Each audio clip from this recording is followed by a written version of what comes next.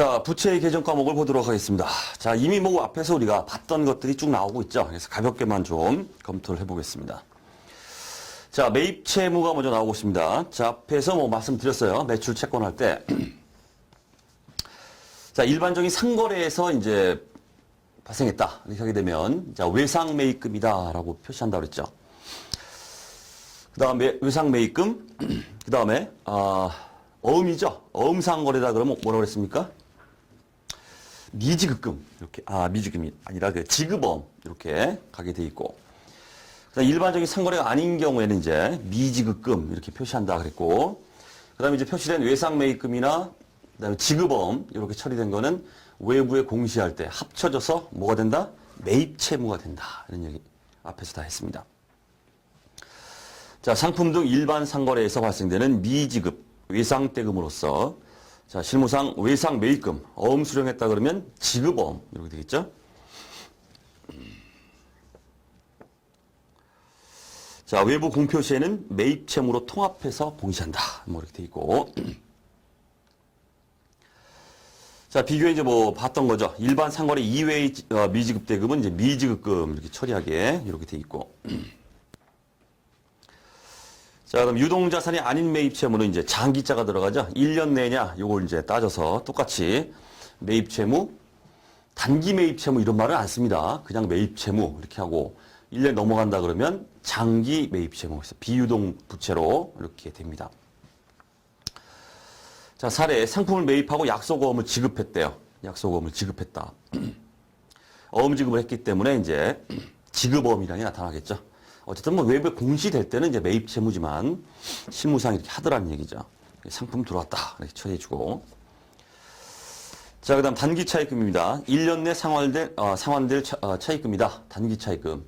자, 돈을 빌려왔습니다. 차입금이에요. 근데 1년 기준으로 해서 1년 내에 내가 갚아야 된다. 이럴 때 이제 단기 차입금 나타나겠죠.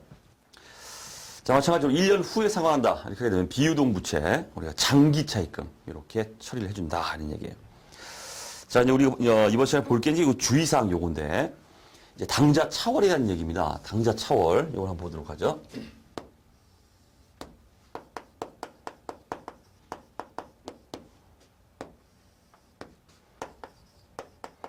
자, A은행과 B은행에 이제 당자 예금을 내가 드러났어요. 당자 예금입니다. 자, A은행이 당자 예금 잔액을 보니까, 당자 예금이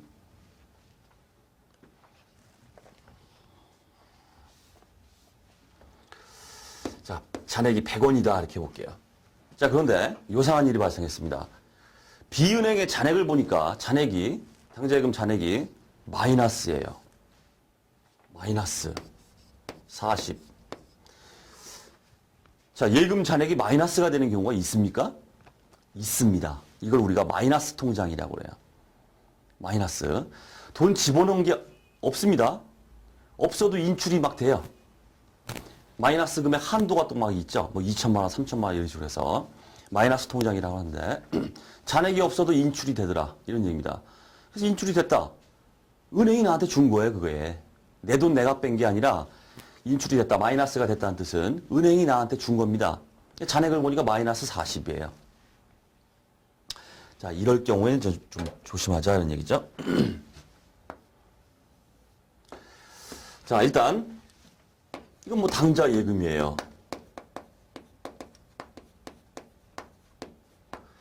자, 이렇게 마이너스가 되는 거죠. 이런 걸 우리가 당자 차월이다 이렇게 말해요. 마이너스 통장. 은행 입장에서 보면 뭐 당자 대월 이렇게 말하는데 회사 입장에서 보면 이거 우리가 마이너스가 된 금액을 당자 차월이다 이렇게 말합니다.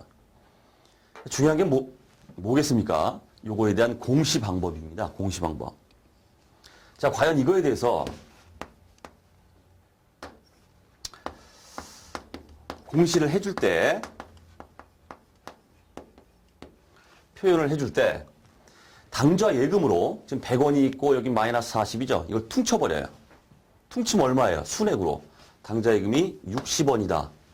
이렇게 표시하느냐? 아니면 이제 각각으로 합니다. 당좌 예금 100원. 그 다음에 당자 차월 말씀드렸듯이 은행이 나한테 꿔준 거죠. 차입금이에요. 차입금. 이거는 성격이. 단기 차입금이다 해볼게요. 단기 차입금 40원. 이렇게 해주느냐? 문제가 되겠죠? 어떤 게 맞는다? 이렇게 안 해요.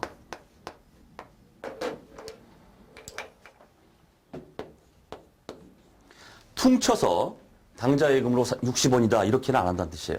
이걸 우리가 순액보고라고 하는 순액. 퉁친다는 얘기죠. 순액보고를 하는 게 아니라 재무상태표 우리 작성 원칙에서도 볼 거지만 항상 총액주의라고 합니다. 이걸 갖다. 총액으로 표시해줘라. 퉁치지 말아라. 바로 이 총액주의의 대표적인 사례가 바로 이 당좌 차월입니다. 퉁치지 말고 각각 총액으로 당좌예금 100원, 당좌 차월, 성격이 은행이 나한테 빌려준 거기 때문에 단기 차입금 40원 이렇게 각각 총액으로 표시해주게 이렇게 되어 있습니다. 이거 주의하시겠죠? 자, 그 얘기입니다. 자, 그래서 주의에 당좌 차월, 은행 잔액이 마이너스인 경우다 이렇게 되어 있습니다. 당좌 차월은 당좌 차월로 일단 처리했다가 결국은 이 성격이 뭐겠습니까? 단기 차입금이에요. 그렇기 때문에 단기 차입금으로 대체하며 즉 단기 차입금으로 처리해라 하는 뜻이에요. 당좌 예금 잔액과 상계치 아니하고 각각 총액으로 공시한다. 상계해가지고 이렇게 순액으로 60 이렇게 안 한다는 뜻이에요. 총액으로 각각 표시해준다. 요거 MVP.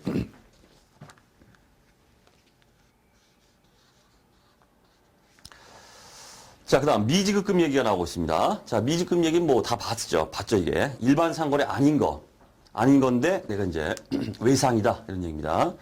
일반 상거래 이외에서 발생한 미지급 대금, 어음 포함해서 자, 건물을 외상으로 구입했대요. 그리고 약속어음을 지급했습니다. 일반적인 상거래가 아니죠. 건물 이런 거. 상품을 매입하고 이런 것들이 일반적인 상거래이기 때문에 토지를 갖다 뭐 구입하고 뭐하고 건물을 외상 구입하고 외상 매입금 쓰면 안 됩니다. 미지급금 이렇게 들어갑니다. 이미 다 말씀드렸죠. 자, 그 다음 선수금 얘기도 이미 말씀드렸습니다. 매입자 입장에서는 이제 미리 지급한 계약금, 선급금으로 들어간다 말씀드렸고, 매출자 입장에서는 미리 받은 거기 때문에 선수금으로 부채 처리된다 말씀드렸죠. 일반적 상거래에서 상품 등을 인도하기 전에 미리 받은 계약금입니다. 하여튼 계약금 얘기 나오면 선급금, 선수금 이게 각각 매입자, 매출자 입장에서 이게 딱 머리에 떠오르셔야 됩니다. 자, 상품 판매 관련 계약금 100을 미리 수령했다. 자, 계약금 수령 시 회계 처리. 현금 들어왔죠? 100원. 그리고 선수금하고 부채를 잡았다가 나중에 이제 없어지죠. 회계 처리는 다 보여드렸어요. 1개월 후 잔금 200을 수령하고 상품을 인도했다. 그래서 현금, 잔금 200이 들어오죠? 현금 잡고 총액 매출은 300입니다. 그 차이 100원은 뭐다? 선수금 상계에서 없애준다. 이런 얘기. 자, 그 다음 예수금 얘기가 나오죠? 예수금 MVP. 자, 이렇게 보겠습니다. 이제 종업원한테 이제 급여를 지급하는데 급여 총액이 1,000원이다 이렇게 해볼게요.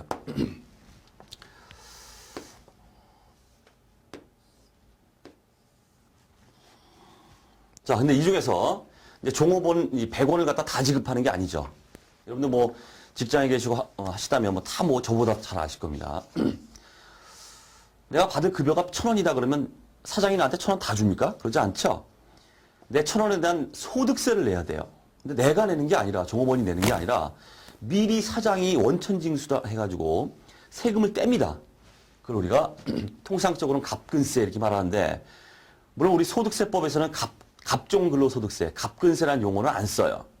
원천징수 대상 소득세, 소득 이렇게 말하지 갑종근로소득세 이 용어라는 거는 이미 폐지가 됐기 때문에 갑종이란 말은 안 쓰지만은 그냥 옛날처럼 그냥 갑근세라고 해볼게요. 갑근세.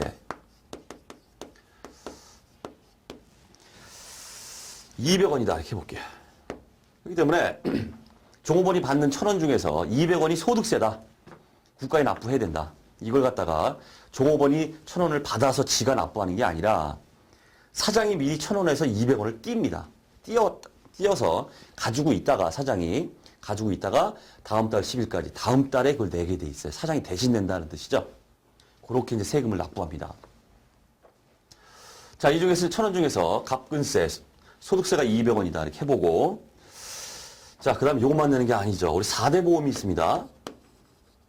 4대 보험, 건강보험, 국민연금, 고용보험, 산재보험 뭐 이런 것들이 있죠. 그걸 또 이제 또 뜯어요. 그런데 이 4대 보험 그 금액이 예를 들어서 100원이다 이렇게 볼게요. 100원. 그럼 이제 100원을 갖다가 이제 사장이 뜯어가지고 내느냐? 뭐 그렇게도 하지만은 지금 현재 어떻게 돼 있습니까? 4대 보험 낼 돈들이 사장이 반을 부담해요. 일반적으로 한 반 정도. 종업원이 내야 될 것 같다 사장이 대신 부담해 준다 이런 뜻이에요. 그래서 예를 들어서 정확히 뭐 5대 5는 아니지만은 자, 근로자분이 50원이고 사장이 대신 부담해 주는 거 회사 부담분 할게요. 회사 부담분이 50원이다. 그러니까 요거는 이제 회사가 대신 부담해 준다는 뜻입니다.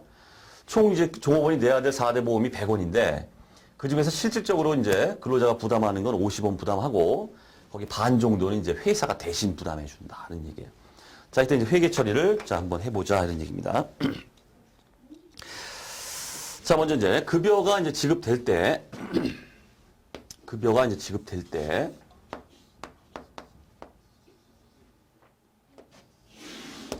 자, 첫 번째 급여가 지급됩니다.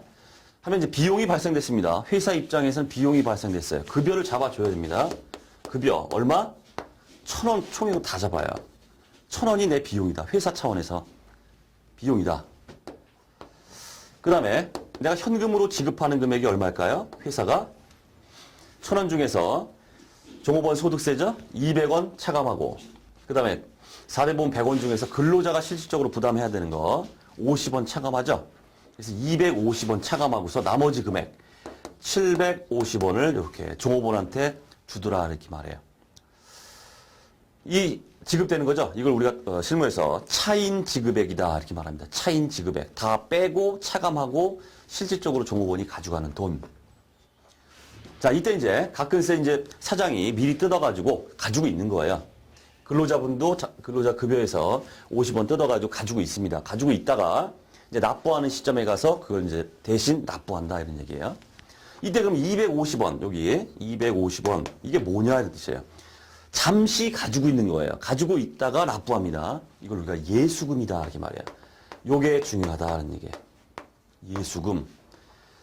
자, 그랬다가 이제 드디어 납부를 합니다. 이제 회사가 사장이 납부를 해요. 그럼 이제 예수금 납부할 때 이제 예수금 사라집니다. 250 사라지고 현금 나갔다. 요렇게 해서 회계 처리가 끝난다 이런 뜻이에요. 이때 나타나는 게 바로 잠시 종업원 갑근세와 종업원 4대 보험의 근로자 부담분 잠시 가지고 있다가 납부하죠. 잠시 가지고 있을 때 납부하기 전에 회계 처리되는 내용이 바로 예수금 잡아놨다가 납부할 때 털어버린다. 이 처리다는 얘기죠. 자, 그럼 이제 이런 문제가 또 생길 수 있어요. 그러면 선생님 이건 뭡니까? 회사가 50원을 대신 납부해 준다는데 이건 어떻게 됩니까? 어떻게 되겠습니까? 회사 차원에서는 돈 들어간 거예요. 돈이 나갔어요. 근로자가 100원 내야 될 것 같다 회사가 50원을 대신 냈기 때문에 돈 나갔죠? 현금. 납부한단 말이에요, 이게. 현금 납부합니다. 회사는 어떤 처리를 할까요? 비용 발생했다, 이렇게 봅니다. 비용 발생했다. 자, 예를 들어서 이제 이 50원의 구성이 이렇게 돼 있죠? 자, 4대 보험이라고 하는 게 4가지로 구성되어 있다, 이렇게 말씀드렸는데, 4가지. 자, 국민연금이라는 게 있고, 건강보험이 있고, 그 다음에 고용보험이라는 게 있고, 그 다음에 뭐 모든 사업장이 다 되는 건 아니고, 특정 어떤 업종에 대해서 산재보험이라는 게 있습니다. 알겠죠? 4대 보험이 이제 이렇게 구성되어 있습니다. 그럼 각각에 대해서 이제 회사 부담분, 근로자 부담분이 있는데 이 총액이 이제 50원이다 이런 얘기예요. 그래서 이 각각에 대해서 회계 처리를 할 때 50원 요거에 대해서 구성 자체를 뭐 한번 이렇게 간단하게 뭐 가정치로 요게 10원이고 요게 10원 뭐 요 20원이고 요 20원이고 요거 6원이고 4원이다. 이렇게 가정해 볼게요. 그럼 딱 50원 되나요? 자, 이렇게 해서 이제 회사가 50원이죠? 종업원이 부담해야 될 50원을 대신 부담해 줬어요. 자, 그럼 어떻게 처리되느냐 이런 얘기입니다. 자, 요거에 대해서 자, 일단 현금 나갔죠? 회사가 50원을 지출했어요. 얼마씩? 국민연금 20원, 건강보험 20원, 고용보험 6원, 산재보험 4원. 자, 어떻게 될까요? 자, 국민연금이죠. 국민연금. 비용 처리를 해줄 때 계정 과목을 세금과 공과다. 이런 계정 과목을 씁니다. 우리 이제 수익비용 계정 과목에서 다 볼 거지만. 그다음 건강보험이죠. 요거는 종업원에 대한 복리후생비다. 이렇게 봐요. 계정 과목을. 그다음 요 두 개입니다. 요거는 그냥 보험료다. 이렇게 봐요. 보험료. 이게 들어가는 겁니다. 이렇게. 자, 따라서 자, 세금과 공과 얼마? 20원. 그 다음 건강보험, 복리후생비, 후생비, 뭐 20원. 그 다음 보험료, 얼마? 합치면 10원이죠? 10원. 요렇게 해서 회사 부담분에 대한 처리도 이렇게 들어간다. 이런 얘기입니다. 자, 이게 이제 전반적인 모습입니다. 예. 자, 요런 회계처리에서 예수금 관련해서 이제 요런 회계처리 드르륵 하고 이제 줄줄이 사탕처럼 나오는데 기억하고 있어야 됩니다. 자, 그렇게 좀 보시고. 자, 그래서 개요에 보시면 원천징수세액, 갑근세와 4대 보험의 근로자 부담분, 갑근세와 근로자 부담이죠. 요 금액을 일시적인 재예수액이다 해서 예수금으로 잡아놨다가 납부할 때 털어버린다. 이런 얘기예요. 자, 사례. 종업원 강 씨에게 근로소득에 대한 갑근세를 차감하고 급여를 지급했다.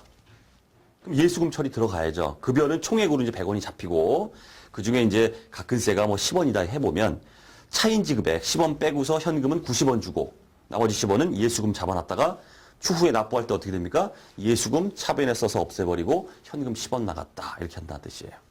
자, 됐죠? 자, 그 다음 미지급 비용입니다. 미지급 비용. 비용이 발생했는데 지급을 안 했어요.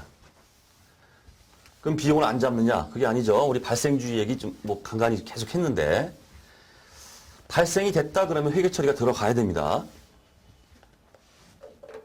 자, 미지급 비용 12월 31일 이때까지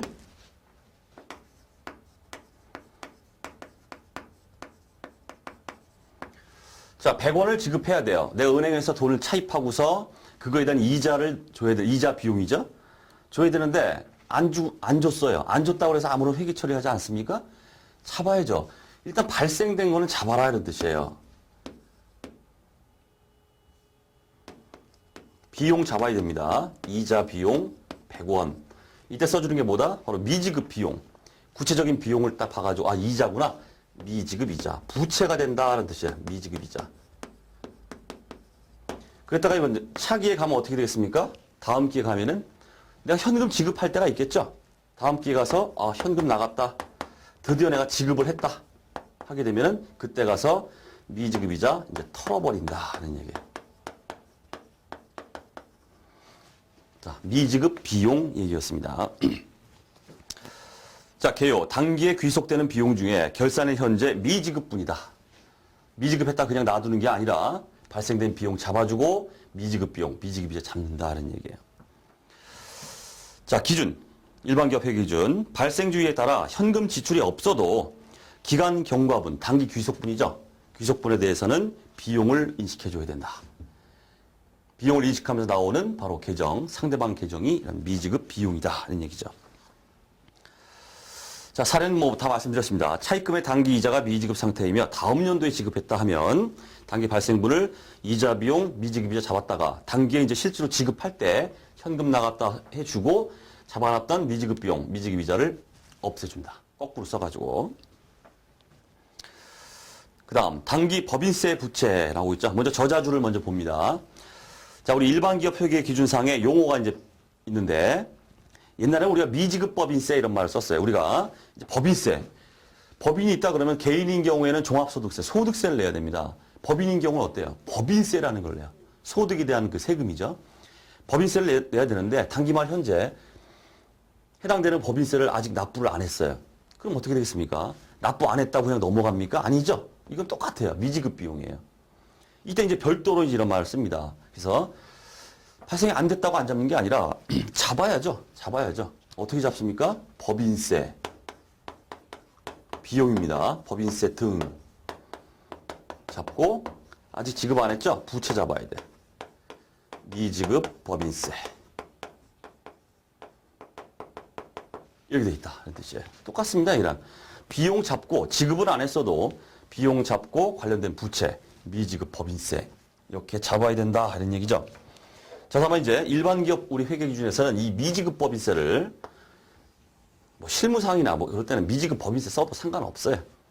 근데 이제 우리 수업 목적상으로 이제 용어가 이제 바뀌었기 때문에 미지급 법인세란 말을 단기 법인세 부채다 이런 말을 써요. 여러분들 요거 이제 익숙을 해줘야 됩니다. 실무상으로 뭐 여전히 그냥 미지급 법인세 이렇게 쓰고 있어요. 이 써도 상관없어요. 똑같은 부채잖아 이게. 하지만 외부에 공시할 때는 이제 일반 기업 회계 기준에 따라 해야 되기 때문에 이렇게 단기 법인세 부채다 이런 식으로 표현이 됩니다. 그래서 용어 변경을 하면서 부채라는 면을 갖다 부각시키기 위해서 이게 단기 법인세 부채 이렇게 되고 있다 이런 얘기죠. 자, 그다음에 이제 한마디만 더 하죠. 자, 미지급한 것도 있지만 어떤 경우에는 법인세를 미리 지급한 것도 있어요. 이걸 우리가 중간연합이라고 하는데 중간연합. 좀 어려운 개념이긴 하지만 자, 회사 1년치 이제 세금이 있죠. 이거에 대해서 중간연합이라고 합니다. 중간에 한 번 6개월치에 대해서 미리 한 번 내요. 그랬다 어떻게 되겠습니까? 1년치 낼 때 미리 낸 걸 차감하고 냅니다. 우리가 중간연합이라고 하는데 그럼 기중에 중간에 법인세 돈 낸 게 있더라. 이렇게 해보세요. 중간에. 그럼 어떻게 되겠어요? 아직 비용은 아닙니다. 중간에 한 번 다 지금 경과된 게 아니기 때문에 현금 나갔다 하고서 여기 뭘 잡겠어요? 벌써 차변이 자산이구나. 근데 법인세 미리 냈습니다. 어떤 말을 할 수 있어요? 선급법인세 이렇게 말해. 미리 냈다. 자산이다. 이런 얘기죠. 중간연합과 관련해서 나타나는 게 바로 이 선급법인세다. 일반 기업 회계 기준 또 용어 변경이 있습니다. 선급법인세 어떤 자산 성격이 있다. 이렇게 하게 되면 얘랑 마찬가지로 단기 법인세 자산이라는 계정 과목을 사용하라 이렇게 되어 있습니다. 단기 법인세 자산. 자산이라는 걸 이제 부각시키기 위해서 이렇게 돼 있다 이렇게 보시면 돼요. 자, 물론 저자주에 이제 선급법인세뿐만 아니라 미수 법인세 환급액이다. 법인세를 내가 납부했는데 너무 많이 냈어요. 그러니까 정부 나한테 줘야 됩니다. 근데 아직 내가 돌려받지 못하고 있어요. 이럴 때 잡는 게 이제 미수, 아직 못 받았다는 뜻이죠. 미수 법인세 환급액. 이것도 뭡니까? 자산입니다. 그래서 싸잡아서 다 자산을 부각시키기 위해서 자산 성격이 있다 그러면 다 이렇게 단기 법인세 자산. 자, 이렇게 어떤 상황이든 상관없이 그렇게 통일해서 이렇게 들어간다는 얘기예요. 자, 단기 법인세 부채 개요. 법인세, 가로 열고, 관련 지방소득세와 농어촌 특별세를 포함한다. 우리 농특세라고 하는데, 지방소득세는 여러분들 많이 들어봤을 거예요. 주민세입니다, 주민세. 여러분들 주민세 아시나요? 많이 들어보셨죠? 우리가 이제 국세가 있고 지방세가 있습니다. 국세는 국가로 가는 거고, 지방세는 그야말로 본인이 살고 있는 무슨 구청이나 막 이런 데 있죠. 구청 쪽으로 막 흘러가는 거예요. 그래서 세금을 내가, 국가에 낼 소득세가 내가 100원이다. 그러면 그 100원의 10%, 10원이죠. 10원은 또 별도로 주민세다 해가지고 지방자치단체로 내야 됩니다. 그러니까 결국 나는 얼마 내야 돼요? 110원 내야 돼요. 소득세는 100원인데 거기다 10%를 갖다가 더 띄어서 지방자치단체로 또 내야 된다. 이게 이제 주민세인데 용어 변경이 이제 세법 개정으로 생기면서 주민세란 말은 이제 안 써요. 지방소득세다. 이렇게 말을 쓰고 있어요. 그러니까 종전에 주민세다 이렇게 보시면 됩니다. 농어촌 특별세는 뭐 무시해도 상관없으시고. 자, 그래서 법인세뿐만 아니라 관련된 거, 이걸 다 싸잡아서 이제 그 미지급액이죠. 그렇기 때문에 이제 법인세뿐만 아니라 여기 등 하고 들어가죠, 등. 그 이유가 바로 여기는 법인세뿐만 얘기하는 게 아니라 관련 지방 소득세나 농특세 다 포함된 거기 때문에 법인세 등이다. 이런 개정 과목을 이렇게 쓴다. 이런 얘기예요. 자, 사례. 단기 법인세를 결산을 현재 미납 상태다. 그러면 법인세 등 잡죠? 그 다음 이제 미지급 법인세, 일반 기업 회계 기준에 의해서 단기 법인세 부채 이렇게 잡는다 이런 얘기예요. 자, 그 다음 선수수익 얘기를 해보겠습니다. 선수수익 계속 뭐 이 얘기하고 있는데 똑같은 얘기죠. 이것도.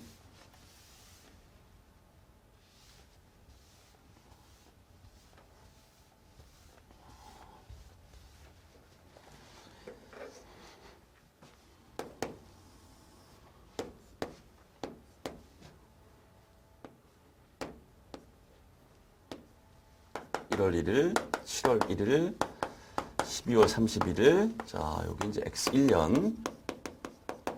그다음에 6월 30일. 이렇게 보자. 다음 7월 1일 시점에서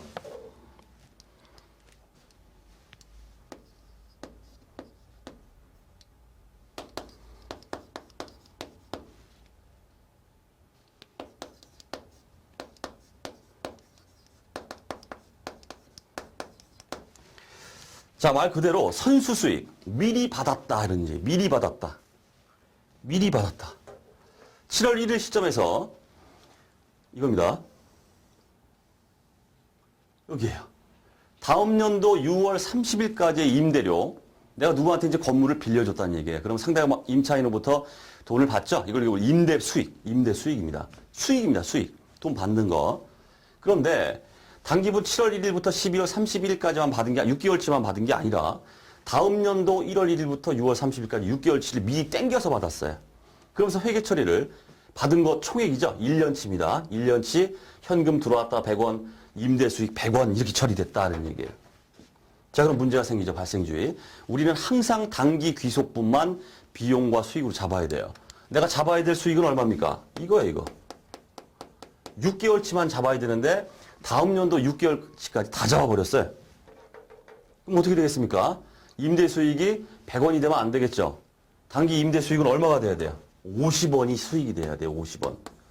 요거는 미리 받은 거고, 내가 인식해야 될 거는 1년치가 100원이니까 6개월치는 50원이 되겠죠. 50원만 인식해야 된다 이런 얘기입니다. 그렇기 때문에 이제 수정분계가 들어가요. 수정분계 어떻게 될까요? 임대 수익이 딱 얼마? 50원이 되게 만들어 주려면 얘를 얼마 줄여줘야 돼요? 차변에 쓰면서 줄여줍니다. 임대 수익 50원만큼 줄여요. 나머지 50원은 뭐냐 이런 얘기예요. 상대방 대변에 잡히는 거. 이게 바로 미리 받은 선수 수익이다. 임대료면 선수 임대료 이렇게 써준다. 미리 받은 거. 그러니까 부채예요. 대변이기 때문에. 이렇게 함을 통해서 이제 100이었다가 이제 단기분 50만큼으로 임대 수익이 50이 사라지기 때문에 단기분은 딱 50이 되는 거고, 여기죠? 여기 미리 받은 거 50원. 이거는 선수 임대료다 이렇게 된다는 뜻이에요. 그러다 다음 기회 가면 어떻게 되겠습니까? 이제 선수 임대료 없어져야 돼요. 다음 기 귀속 그 금액이기 때문에 수익 잡아야겠죠? 다음 기회 수익입니다. 수익 잡아주세요. 임대 수익 얼마? 여기 50원. 잡아주시고 어떻게 된다? 얘가 이제 없어지는 거예요. 우리 앞에서 했던 거랑 똑같죠? 다 똑같아요. 선수 임대료 50원이 사라지게 다음 기회 가서. 자, 그런 처리가 나온다는 얘기. 자, 선수 수익의 개요. 기간 미경과로 단기 귀속분이 아닌 미리 받은 수익이다. 자, 단기 7월 1일에 1년분 임대료 100원을 수령하고 전액 임대 수익으로 계상했다. 그래서 오른쪽에 수정분계, 그 다음 차기, 다음 기 회계 처리, 땅땅 하고 나온다는 뜻입니다. 자, 됐습니다. 자, 부채의 계정 과목. 자, 강의는 자, 여기서 마치도록 하겠습니다.